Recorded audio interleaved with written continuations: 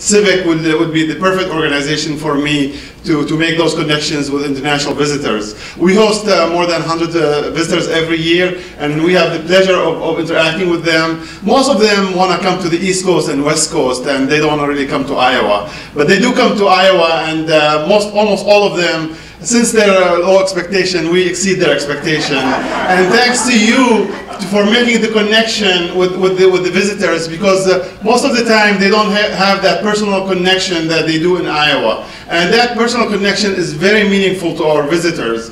And it's very meaningful to the state of Iowa as well.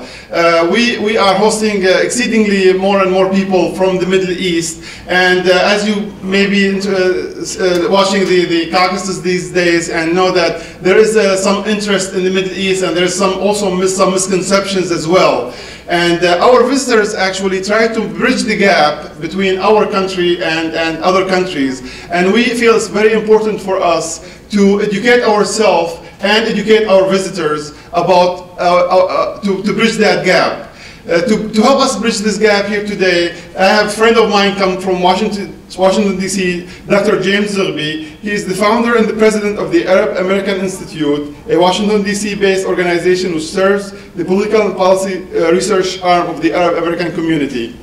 Since 1985, Dr. Zerbi and the AAI has led Arab American efforts to secure political empowerment in the U.S., and that's what empowered me actually to be a participant with the Democratic Party. And I look for Arab Americans to be in the Republican Party as well, but I don't see too many of them so far. He's managing director of Zerbi Research Services, LLC, specializing in research and communication and undertaking polling across the Arab world. In September 2013, President Obama appointed Dr. Zerbi to the United States Commission on International Religious Freedom, which is independent, bipartisan U.S. federal government commission, the first of its kind in the whole world, dedicated to defending the universal right to freedom of religion or belief abroad. Dr. Zerbi was appointed to a second term in 2015. Since 1992, Dr. Zerbi has also written a weekly column in the U.S. politics for the major newspapers in the Arab world. The column, Washington Watch, is currently published in 12 Arab and South Asian countries. Dr. Zerbi is the author of Arab Voices, and he also authored a number of other books and publications. Please help me in welcoming Dr. James Zerbi to Iowa City.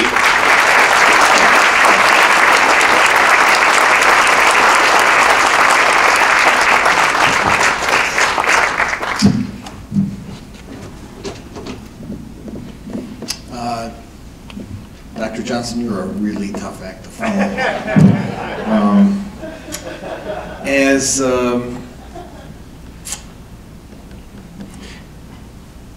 someone who comes to Iowa fairly often, because I love Newman, and I love the work that the community does, the beginning with the mosque in Cedar Rapids, and the folks I've met in Des Moines, and actually all across the state. I've been coming here since 1984.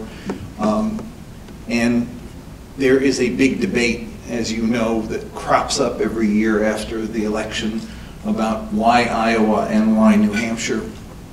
And so if I flatter you right now, please know that I'm not running for anything, so I'm not looking for your votes. But you all do it right, and you know how to do it, and you care about it. And I just, having been to caucuses before and marvel at the citizen participation, it's, you do for the rest of us what we don't get a chance to do for ourselves. And those who argue about to have a national primary have no idea what damage that would do to our democracy if it simply meant that the guy or gal who got the most money and sat in a TV studio in New York or California and made TV ads all day and never went out and slopped with pigs and walked through the snows of New Hampshire.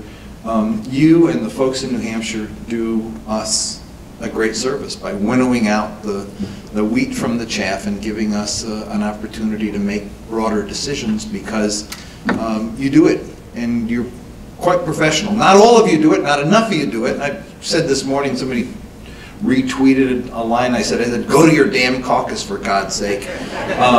Because the choice you make for all of us. And it's really important that you do it. And the eyes of the world are on you right now, and deservedly so.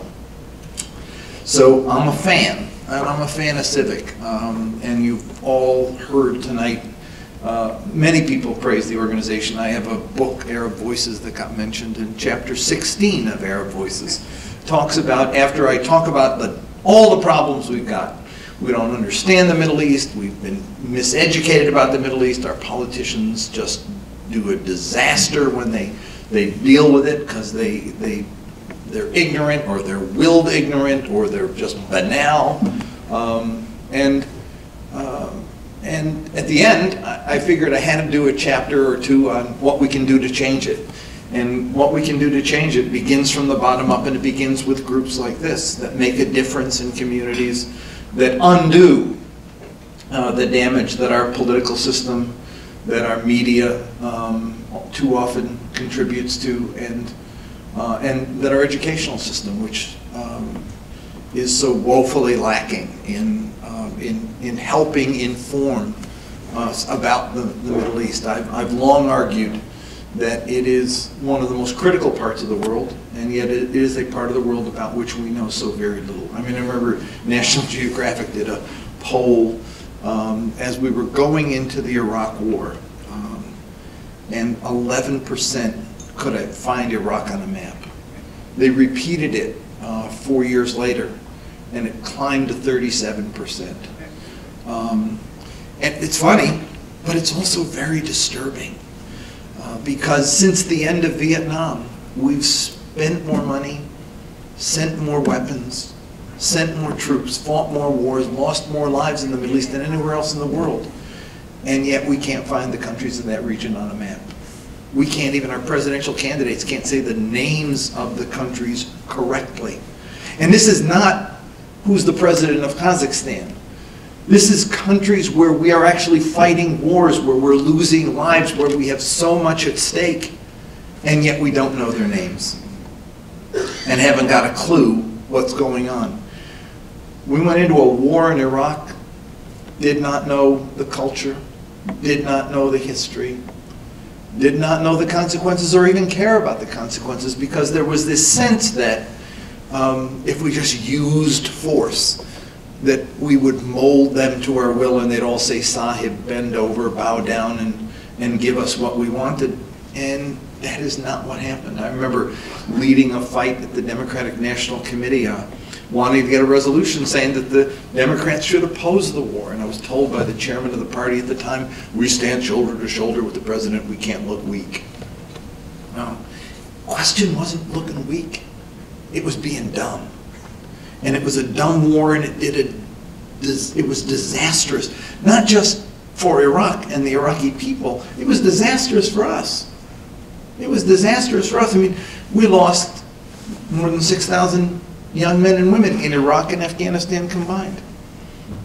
The wounded, I mean, the guy I feel bad for, worst for in many ways, is General Shinseki. I mean, when the war was getting started, when they were talking about going in, he testified at one point and said it would require 355,000 troops. And he got bounced from the Pentagon because that's not what the company line was. The company line was it would take 60 to 90,000. They'd only have to fight for 6 weeks and we'd win, and then 6 months and we'd be out of there, and it was only going to cost us $1 billion. That's what they said. That's what they said. And so my resolution said, you do not go into a war unless you know what the costs, the consequences, and the terms of commitment are. And we didn't know, didn't ask, and now look what we've got. What we have is, like I said, 6,000 of us dead, so many wounded, and poor General Shinseki not only got bounced from that job, but then got put in charge of the Veterans Administration, and it was underfunded, so that all of those hundreds of thousands who actually did end up going, because it wasn't 60, 90,000, and it wasn't for 6 weeks or 6 months, it was years, they all came back with post-traumatic shock, and no one was there to care for them. Our veterans, the capacity of our Veterans Administration wasn't there to help them when they came back. And you know what the suicide rate is for veterans today? 22 a day. 22 a day. We lose more young men and women, veterans, every year than we lost in the 2 wars. And yet we've got candidates saying we ought to send troops, we ought to go bomb these countries, we ought to, and then they talk about it like they know what they're talking about. Oh, well, humanitarian corridor and set up a safe zone where they would have, and that's going to require 50 to 75,000 troops to do it. But they don't know about it or care about it. It's just tough talk, and they like to do it. And so, to me, the issue of what we know and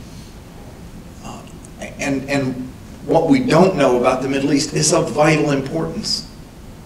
Because the consequences of not knowing and acting on what we don't know is devastating. We talked about the people, the lives we lost. But think about the trillions of dollars that got spent as well, that were unfunded. That we didn't have a tax increase, so it simply increased the deficit. President Obama gets blamed for the deficit, but most of that deficit comes from tax cuts that we couldn't afford and 2 wars that we didn't pay for, and other unfunded mandates that simply were not provided for in the overall budgeting process. And the loss of prestige to America. Look, the Project for a New American Century that was the sort of the architect of the thinking that led us into the Iraq War, they said that what we needed to do in this end of the Cold War period, when the danger that a multipolar world would evolve and that America would lose its position of dominance in the world, we needed to be a decisive force. We needed to use force in the world and show the world that we were going to be the hegemon. And Iraq was the place they were going to do it. And so this war was designed, they thought, to establish American power and to make the rest of the nations of the world recognize that America wasn't going to be pushed around and we were going to be the #1 power in the world. A ragtag insurgency ground us down for years. We tried to reshape a country in our image, and it fell apart. Instead of becoming the hegemon, we unleashed Iran, not even realizing that by defeating Saddam and by defeating the Taliban, that Iran would now be unleashed and emboldened in the broader region. And the consequences of sectarian conflict that started with Iraq and with Iran emboldened have now engulfed the entire region. And if that's not bad enough, the loss of prestige in America in terms of our image in the world, I mean the recklessness that we operated with, the unilateralism and the arrogance with which we operated during that war, during that period, cost us dearly. So dearly that when we were doing our polling, we were finding that the trajectory of our favorable ratings was going down like that. And when people said, well, that's just the Arabs, they don't like us anyway, the numbers in Italy and Spain were lower than they were in Egypt. I mean, the world was angry at America at that point. And that is what happens when you act in a world and you don't know the world you're acting in.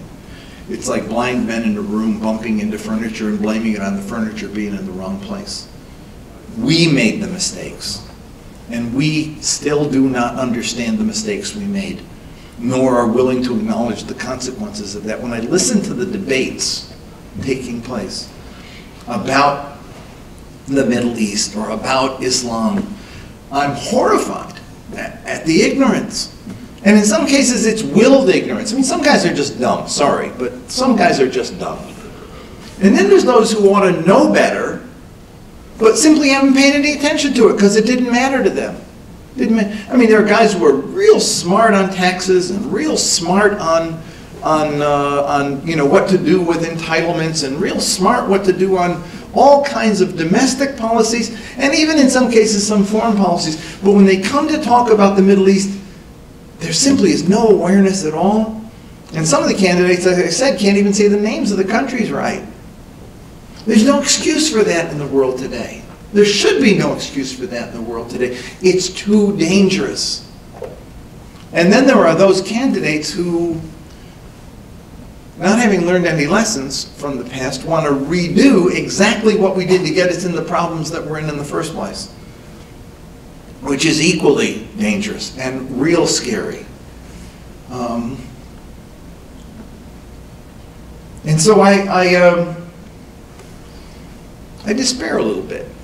I'm a little upset about this particular presidential contest because I'm not finding that we have choices about critical foreign policy issues that we ought to pay attention to. It's fine if the Republicans, when there was just an article in the Washington Post today about how many times ISIS got mentioned in the different debates. That's good, at least they're talking about it. But what they're saying makes no sense. And if the solution is, you think, to bomb them into sand and see if the sand will glow or something, that might be cute playground stuff. But frankly, it doesn't wash when you are supposed to be a world leader. For us to sound so arrogant and stupid as we do sound, I mean, frankly, we sound stupid when we make comments like that. When we make the kind of comments we make about Muslims, I mean, it's interesting to me. I do a lot of work in the Middle East, and you know, we'll have like, you know, something that'll come up, some imam in Saudi Arabia will say something absolutely horrible and it'll shock everybody, and some guy in the government in Egypt will say something equally dumb or horrible and it'll shock everybody, and the Israelis will say he should be fired from his job and they'll make a demand about it, whatever. But the guys running for president of the United States are making comments like that almost every week. And frankly, it is hurting our country and it is damaging us. And the world knows it. All they have to do is turn on CNN, which incidentally gets watched all over the world. Or Fox News, which also is watched, tragically, all over the world. I have friends in the Middle East who call me and say, "Are you watching O'Reilly right now? It's a terrible thing." I'll say, "No, just turn it off. Just turn it off. What are you watching it for? It's like 4 o'clock in the morning in your country. Why are you doing this to yourself?" But that's the problem, is that we say this stuff to a world, we sit on a world. I remember in 1978, I introduced Jesse Jackson at an event. Before I went out on stage, he said to me, "You're on center stage." He said, "When you're a punk, you can say anything you want and get away with it. But when you're center stage, the world's watching. Every word matters." And I took it seriously, you know. When you are running for president of the United States, every word matters. And when you pretend as if it doesn't matter, if it's just cute or cool, or you think it's a nice slap back at this guy or that guy, you do damage to America. Ben Carson, what's his name? Is it Ben Carson? I forget. I'm trying to forget. His comments about Muslims having to take a loyalty oath. I mean, it's just a horrible thing to say, that no Muslim could qualify for president. Horrible thing to say. To say that only Christians should come and no Muslims should come. I mean, who's thinking? Who's cooking this stuff up? So it's a disturbing time, and you all get to make some decisions for the rest of us, and hold them accountable for the damage that they do. And when it's over, you get to do what you do every day anyway, which is create the opportunity for another generation to come forward that knows more, that cares more, that thinks deeper and acts in smarter ways. And maybe by 2016 we'll have a better crop of candidates. Somebody said in the beginning that one of the things they've learned from this project that you are engaged in is how much we're all alike. And I got my PhD in religion, comparative religions, and somebody said to me, "Well, what did you learn?" That's exactly what I learned, is that we are all the same in so many ways. And I've learned that from my polling too. I always say that the myth that we have is that Arabs and Muslims go to bed at night hating America, wake up in the morning hating Israel, spend the day in the mosque being inflamed by radical preachers or watching Al Jazeera and getting angrier at America. And when we poll, what we find is that what their top concerns are with their families and with their jobs. Top 3 priorities in almost every country we poll in are jobs, education, and healthcare. Sound familiar? That's what we all want. They want to know what's going to happen to them when they get old. They want to know that their kids are going to be okay, and they want to know that the next generation is going to be better than the generation that just passed. And when they come home and they watch television, they actually don't watch Al Jazeera. They do when they want to watch news, just like people watch Fox or MSNBC or CNN when they want to see news. But what they watch for the most part are game shows, or they watch dramas or soap operas. They watch television to be entertained. I have a story. I remember when the Tunisian revolution was just starting.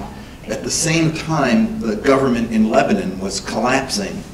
And I was at the home of a Saudi friend, and there were about 15 people all watching the television, flipping back and forth from Al Jazeera to Al Arabiya, the one pro this and the other pro that, kind of getting the different take.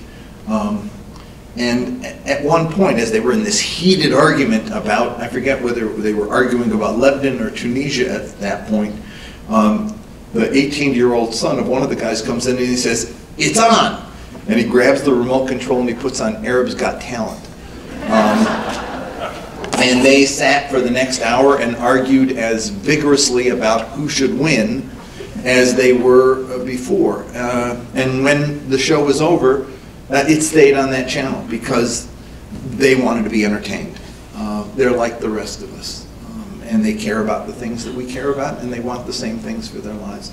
And so dehumanizing them or objectifying them or attempting to reduce them to something less than they are does grave damage. It certainly sets them up to be body counts. It doesn't matter if you hurt them because they're not really like us.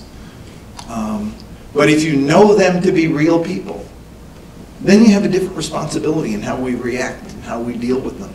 If we understood that the Syrian people are people, if we understood that the people of Iraq are real people, then we would have behaved differently from the beginning and adjusted our policy as such. And even when we talk about Islam here, I mean, it's interesting to me. There was a cartoon I remember after, I can't remember if it was the Colorado shooting or the one in Charleston, but it was a cartoon in the Washington Post. And it was people running for cover, and some guy is standing there with his arms up saying, "Don't panic, it was a white guy." And somehow, you know, if you look at the Southern Poverty Law Center statistics on acts of violence that are terrorist acts of violence, 10% come from Muslims, and 90% come from everybody else. And even the ones that are attributed to Muslims needs to be understood, or you have to parse it out and look at them, because when you look at them, they take on a different coloration. Sure, there's San Bernardino. It was real, it was gross, it was tragic, and ultimately very condemnable. But way too many of the acts that get dramatized are counted in the numbers, are the guys in Miami who were ex-cons who converted to Islam in prison and got out and wanted combat boots and fatigues, and they wanted to go marching around and acting tough. I mean, it reminded me of the Black Panther period in America, where alienated youth, angry at the dominant culture, wanted to show their anger and manifest it in a way that was very visible. And so they joined this movement where they wore black berets and they carried guns to show that they were striking out at the man. It is not that Muslims have become radicalized, it's that Islam has become the language of alienation of a generation of a lot of African Americans and some whites who are furious at their culture.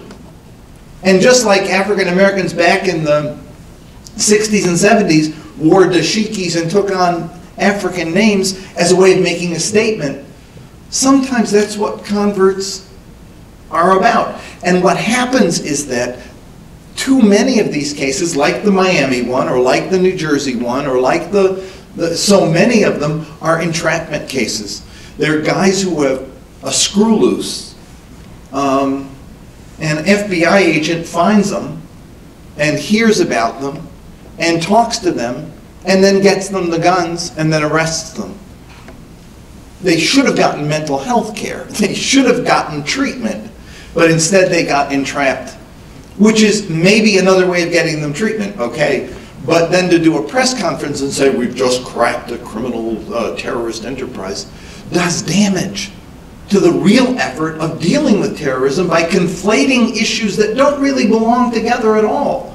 Those guys in Miami are not the same as the guys in San Bernardino, and there's no way you can make them the same, because one was actually an act of terrorism and the other was an entrapment of a couple of Dominican guys who got converted when they were in prison and then were entrapped in a crime that they never committed, lured into a crime that they never committed. And so, yeah, 10% of the terrorist acts do come from Muslims, but of that 10%, many of them aren't even terrorist acts, but they're acts of entrapment.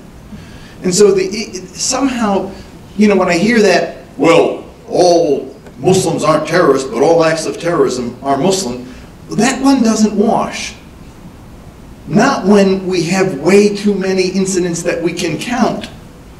From Aurora to the Sikh mosque to the Charleston shooting, you know, and after the Charleston shooting, yeah, we took down the Confederate flag, but we didn't commit hate crimes against people that had Confederate license plates. After the shootings in Colorado, sure, there was an awareness that somehow maybe the pro-life movement needed to rethink some of its rhetoric, right? But we did not go and torch or destroy churches, Catholic churches, that advocated a pro-life sentiment. And yet we did that after San Bernardino. Mosques were burned. Muslims were tormented. Hate crimes spiked for a period of several weeks. And so there is damage done when the rhetoric is out of control. And people who use that rhetoric need to be held responsible for the lives they put at risk and the damage they do to our country and to our political discourse and to our ability to function in a world where people expect more from us than this kind of rhetorical excess. And so I'm disturbed. I sound it, don't I? It's also, I got up at 2:30 this morning. I mean, I'm tired.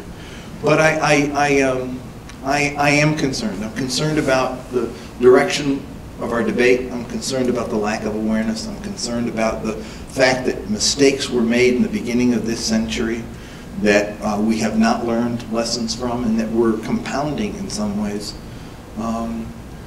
And it is therefore, I mean, if Bernie Sanders says we need a revolution from the bottom up to deal with income inequality and all of that, we need a revolution from the bottom up to deal with our foreign policy, to deal with the fact that we have not gotten it right for too long and have made mistakes. You know, my mom used to talk about that movie, The West Point, where the guy, everybody was marching and her son was out of step, and she said, look, everyone's out of step but my son. I mean, when there's a vote in the UN on Israel, and it's 172-3, and it's us, Israel, and the Marshall Islands, there's something wrong with that picture. And the picture is not the fact that us, the Marshall Islands, and Israel are right. It's that something's going on in the world, and we haven't quite caught on to it. And the inability to be reflective, to think about what we need to do to correct course, is really quite disturbing. And I have friends, you know, just focusing on the Israel thing for a while, friends in Israel and friends in the Jewish community who are profoundly disturbed at the fact that We have created a situation where we've enabled bad behavior on the Israeli side and enabled bad behavior on the Palestinian side, to the point where I compare it to two pathologies that have taken hold. The pathology on the Israeli side is that of a spoiled child who knows that doesn't matter what I do, I'm going to get what I want. And on the Palestinian side, it's the pathology of the abused child who knows that it doesn't matter if I do anything good, I'm still going to get punished, so I might as well act up and be bad. And we continue to play those two out to the point where at this point it may be too late to reverse course. And I dare say that listening to our presidential debate about that issue is even more disturbing than what I hear about ISIS and about Syria and about the refugees and about Muslims, because there is no one offering a different direction on that. I almost think that it has become so bad that we ought to just take ourselves out of the game. I'm not even sure that America at this point can play a role in solving the Israeli-Palestinian dispute. And it's now become the point where every presidential candidate, almost, Hussein, says there ought to be a two-state solution. But at the point where they're saying it, it's almost impossible to achieve because no one's willing to do what needs to be done to make it happen. And sometimes the reason why they say they support a two-state solution I find absolutely deplorable. They want to support a two-state solution because Israel has too many Arabs and they have to get the Arab, it's like separation because otherwise it will destroy the Jewish democracy. I mean, can you imagine using that rhetoric here? If we said that we need to support our white democracy, so we gotta, create a separate whatever. I mean, it's just, we don't get it. We don't get it that there are human lives at stake. Palestinian human lives, Israeli human lives, and precisely because we've never gotten it right, we continue to put them at risk on both sides. And I don't, like I said, find anyone on the presidential candidate level that is going to make any difference on that issue from the mistakes we've made over the last 50 years in dealing with it. And so we have a job before us, a job to educate, a job to change, a job to create a different political climate and awareness that will help maybe in the next presidential election bring a different crop of candidates. Maybe in the next congressional election, maybe we got to find some congressional heroes who will take a new awareness about the Middle East, as Congressman Pete McCloskey did about Vietnam. Congressman Leach is here today and was a remarkable, sane voice in a Congress that has now gone in a direction that I think when he served, he never could have imagined that it would be where it is today. But on both sides of the aisle, it's become a difficult place. We need to change the politics of America and increase the awareness of people in America so that we can demand and get the kinds of candidates that we deserve and that the world needs from us. And the work you do is an important part of that. And I thank you. I thank you for the opportunity to come before you tonight, and I appreciate your listening.